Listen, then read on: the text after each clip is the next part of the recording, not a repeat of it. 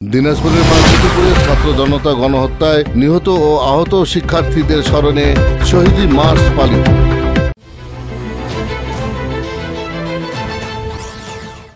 আসসালামু আলাইকুম।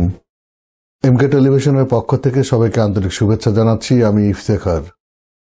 শুরুতেই শুনলেন সংবাদ শিরোনাম, এখন বিস্তারিত। দিনাজপুরের পার্বতীপুরে ছাত্র জনতা গণহত্যায় নিহত ও আহত শিক্ষার্থীদের স্মরণে দেশব্যাপী শহীদ মার্চ পালিত হয়। 5 সেপ্টেম্বর বৃহস্পতিবার বিকেল 3টায় পার্বতীপুর কেন্দ্রীয় শহীদ মিনারে বৈষম্য বিরোধী ছাত্র জনতার আয়োজনে ছাত্র জনতা গণহত্যায় নিহত ও আহত শিক্ষার্থীদের স্মরণে শহীদ মার্চে অংশগ্রহণ করেন মোহাম্মদ আব্দুল আল মুজাহিদ, SM আসিফ সরওয়ার, মোহাম্মদ রাসেল আহমেদ, মোহাম্মদ আল ইয়াসা আলভি, মোহাম্মদ আসিফ বাবু তামিম, মোহাম্মদ শেখ হৃদয়, মোহাম্মদ নাইমুর রহমান সহ আরো অনেকে। আমাদের আজকে যেটা আন্দোলন 5 আগস্ট আমাদের রংপুর বিভাগীয় আবু সাইদ ভাই পুলিশের গুলিতে নিহত হন। তাদের স্মরণে আমরা এই র্যালি এবং যত শহীদ আছে তাদের স্মরণে আমরা এক মাস ব্যাপী হলো, সে কারণে আমরা শহীদ দিবস পালন করতেছি, শহীদ মার্চ পালন করতেছি। পরবর্তী কার্যক্রম আমাদের পার্বতীপুর নতুনভাবে সুন্দরভাবে গড়ে তোলা, নেশামুক্ত করা, দুর্নীতিমুক্ত করা এবং সুন্দরভাবে একটা আমরা পার্বতীপুর ছাত্র সমাজ থেকে উপর দেওয়ার জন্য চেষ্টা করব। আপনাদের সকলের কাছে সহযোগিতা কামনা করতেছি। পুলিশ প্রশাসন, সেনাবাহিনী, যে কোনো প্রতিষ্ঠান আমাদের যদি সাপোর্ট করে, ইনশাল্লাহ আমরা ছাত্র সমাজ থেকে সামনে এগিয়ে যাওয়ার চেষ্টা করব।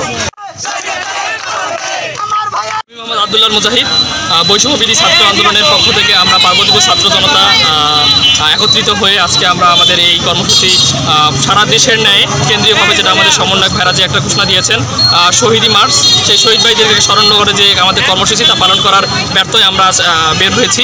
আমরা ইতিপূর্বে আমরা পার্বতীপুর কেন্দ্রীয় শহীদ মিনারে শহীদ ভাইদের স্মরণে 1 মিনিট নীরবতা পালন করে শহরের বিভিন্ন প্রধান সড়ক প্রদক্ষিণ করে আমরা আমাদের কেন্দ্রীয় মডেল থানায় গিয়েছি। সেখানে গিয়ে আমরা আমাদের অবস্থান জানিয়েছি এবং আমরা তাদেরকে বলেছি যদি তাৎক্ষণিকভাবে বা আমাদের যে কোনো প্রয়োজনে যদি ছাত্র জনতা যদি সহায়তা লাগে আমরা তাৎক্ষণিকভাবে তাদের সহায়তা দিয়ে আমরা প্রস্তুত।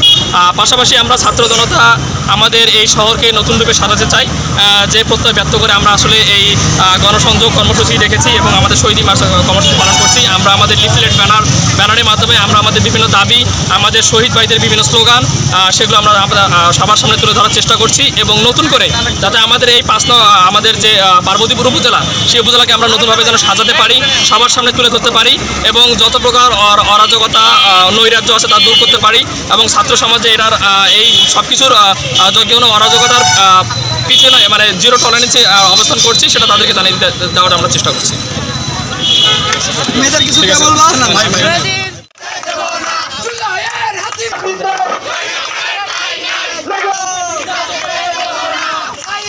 শেষ করছি এমকে টেলিভিশনের সংবাদ। এতক্ষণ আপনারা আমাদের সাথে থাকার জন্য অসংখ্য ধন্যবাদ।